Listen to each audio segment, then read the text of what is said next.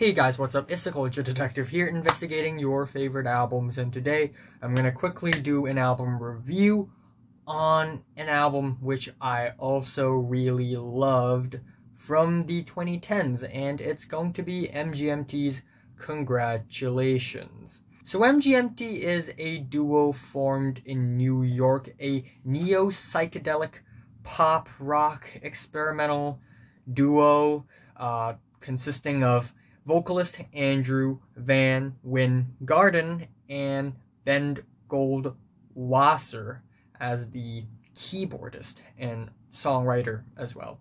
So we have MGMT, and before this album, they actually dropped their debut album called Oracular Spectacular, which has some spectacular singles, such as the very blissful Time to Pretend, the very festive and catchy Kids, and also one of my favorite songs about lust, Electric Feel. It is a legitimately great pop song about lust and wanting this girl. But, who would have thought that Oracular Spectacular is actually more of a satire album, because this is not what MGMT was really wanting to do, you know. They were basically making fun of the conventional, commercial, mainstream pop music, so they decided to make some of their own, some super duper catchy, sugar-coated pop music. But they didn't really want to make, you know, sugar-coated mainstream pop music. They wanted to make something weird, animated, freaky, and mentally challenging. Therefore, we have Congratulations, which is a very, very different album than Oracular Spectacular, and I actually like this even more than Oracular Spectacular. In fact, I think this is their best album. This album is trippy, it's weird, it's freaky, it's old school and very vintagey sometimes. Also very twisted. It's like a very crazy fusion of children's songs, gospel songs, old school rock tunes and folk ballads and modern pop music, 80s synth pop, all of these, you know, genres and decades of musical styles all mixed and mashed into this super weird but also very colorful and animated and twisted experience that I really enjoy. The instrumentals here are actually really versatile, very diverse, and also the chord progressions on some of these tracks are so multifaceted, so many layers, and it just goes totally crazy. It's whack. And I also really love how romantic and sweet and nostalgic some of the instrumentals here are, but also how they can turn sour or bitter and then become sweet and salty and spicy and other tastes and smells and odors. It's kind of crazy. After this album, they actually dropped their self-titled album, and that is, I think, their worst album yet, because maybe they're going too far into experimentation without making their music too dynamic or exciting or engaging or compelling. However, I really love the track Alien Days. It's incredibly nostalgic and romantic, and it really puts you in this state of trance that you probably were in like 20 years ago, but you forgot, and now this song is bringing you back, even though you may not be 20 years old. Like me, I'm not 20 years old, and this song sounds like something that came out 20 years ago, and I've heard it, even though I wasn't alive then. I know, it's weird. So, we have the first track, It's Working, and it's honestly a brilliant album opener. First off, we get these pummely drums and these incredibly urgent guitars and pianos. Then the vocals creep in, and they are incredibly nostalgic and reverby. And also there are actually a lot of changes in the chord progressions of the vocal melodies, and they glide and sort of transition and sort of dissolve and melt into one another incredibly smoothly. And we also get these tippy, crispy, fast-paced bongo drums, and we also get the pre-chorus, which is extremely dreamy. It's like taking a peek at the sun above the layer of clouds for the first time.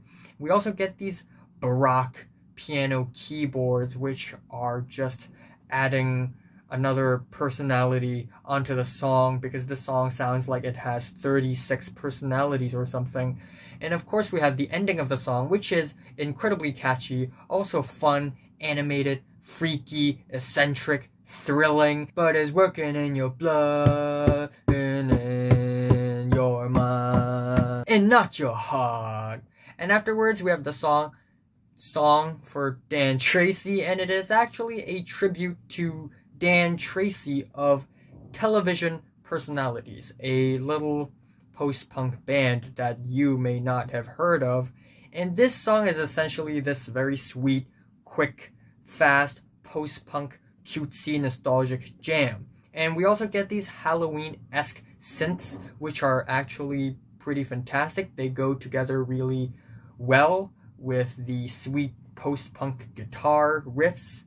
And also we get the group vocals on the bridge of the track, which are actually amazing. And we also get sections of the song where it suddenly changes to a more life-affirming and inspiring tone, and it's actually pretty warm and sweet, but also kinda odd, like something weird is about to happen, kinda odd. And yeah, overall, in short, I also really love this track. And then we have the third song, Someone's Missing, which is one of the more low-key moments on the album, because it has these low-key guitars in the beginning and some really bare, like stripped back vocals from Andrew Van Wingarden. We also get these Indian keyboards, which are as loud as the vocals, and they go together, melt into one another into this weird form. But as this track moves on, it goes from ominous and dissonant to something really blissful and spacey and nostalgic. And it's a jam. It really is a jam. Even though the first half of the song is a little uneventful, it still ends up as a jam. And then we have the fourth track, Flash Delirium. It's just a case of Flash Delirium. This song is a masterpiece. It is one of my favorite songs of the decade, and it is so multifaceted. It's about 4 minutes long, but yet it sounds like it has 12 phases in the song, and it all, you know, just bleeds into one another really smoothly, very naturally, and very beautifully, with grace, with style. It starts off with these simple drums and these hushed vocals from Andrew, and we also get these guitars, which sounds very upright, but sometimes there's this tinge of fear and uncertainty hiding behind the curtains, behind the guitar riffs and all that. And we also get the verses as well. More verses, other verses, second verses, which are really catchy, but also it sounds like there is an impending doom about to happen. Also kind of cartoony and fun and animated. And we also get sections of the song where it's really groovy, and the plants, as far as I know, are still bending towards the light, and if we dance till our heart explodes, it will make this place ignite.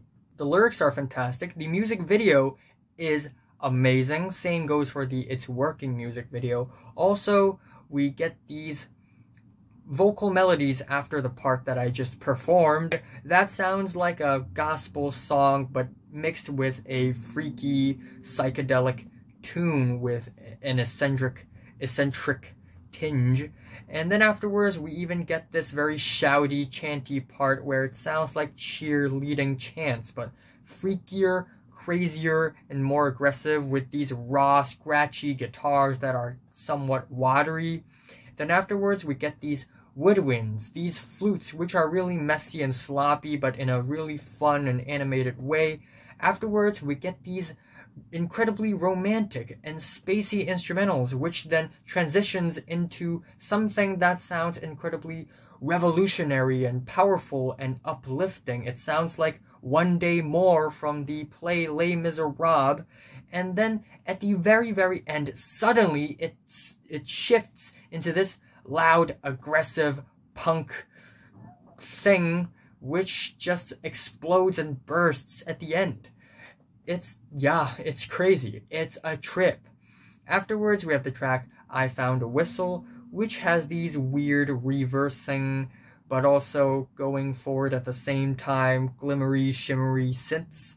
And we also get these feel-good, echoey verses, and that's pretty much the song. Not one of the more eventful or colorful songs off of the track, even though the musicianship is still there, the composition is still there, and I still admire the experimentation behind this track. And afterwards, we have the track Siberian Breaks, which is this 12-minute long, multifaceted, psychedelic, trippy epic. It sounds like the side B to the Beatles' Abbey Roads because of how multifaceted it is. It starts off with these nostalgic guitars, which then turns sour, which then becomes kind of laid back, which then becomes kind of sweet and summery, which then becomes kind of romantic, like you and someone you really love, like a romantic partner, is floating on top of a very large lake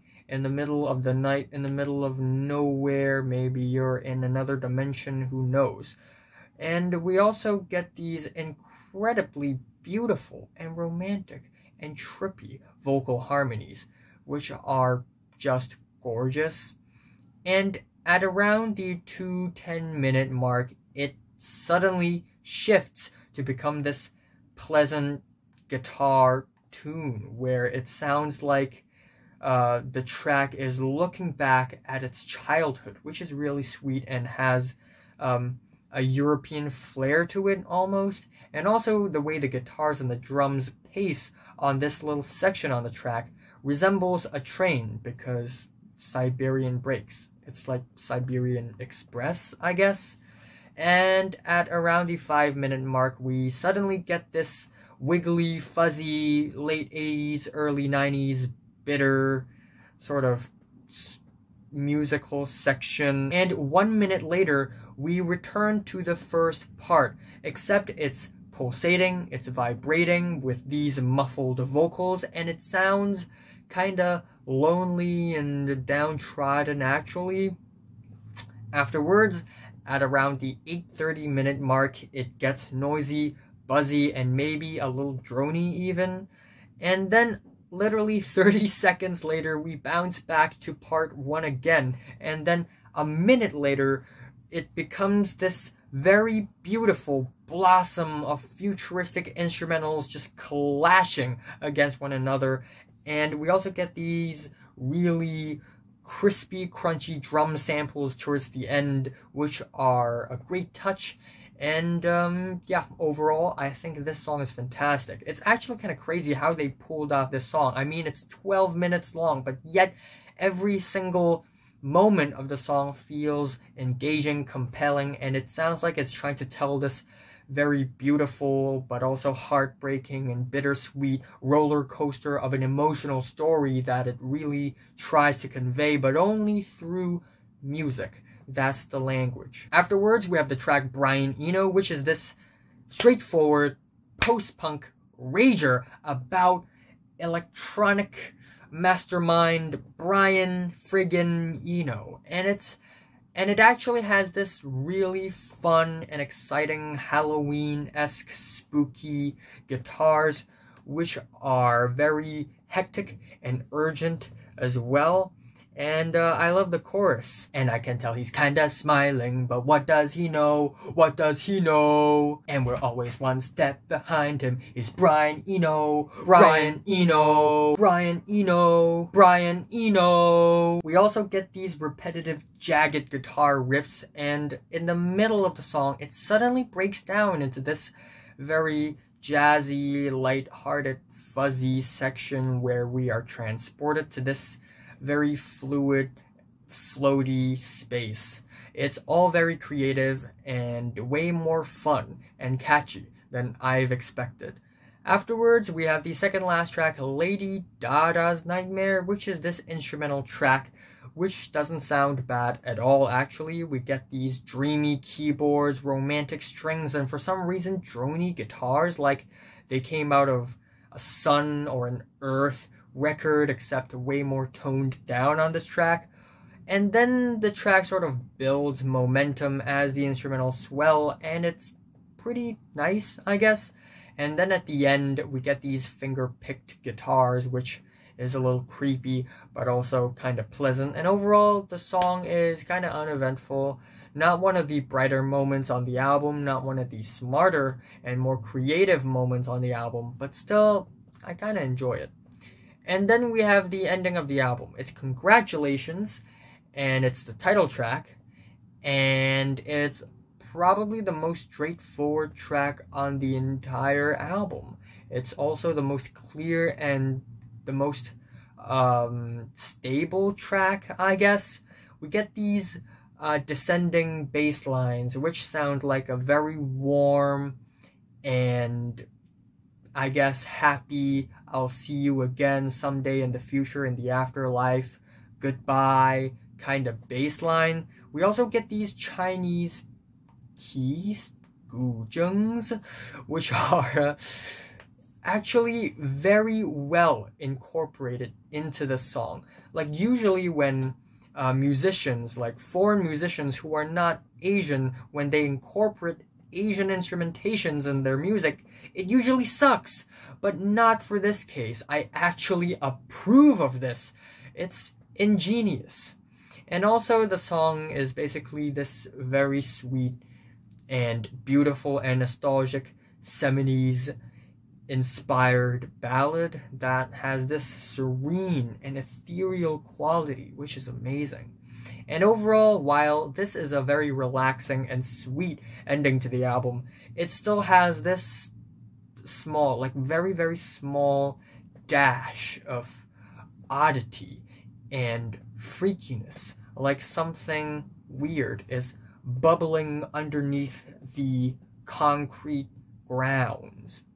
But yeah, you know, this album is a trip. Sometimes when the environment gets too noisy, you can just close your eyes and smell the album, and you'll really feel the album all over your nervous systems as well. I don't know, man. I don't know. But yeah, this album is fantastic. I just can't say enough good things about this album.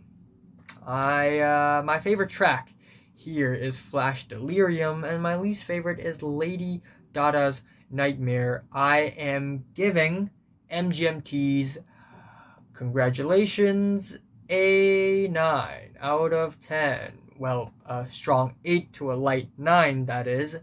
So, have you listened to MGMT's Congratulations from 1 to 10? How much did you rate it? Like if you like it, hate if you hated it, subscribe if you want more. Thanks for watching.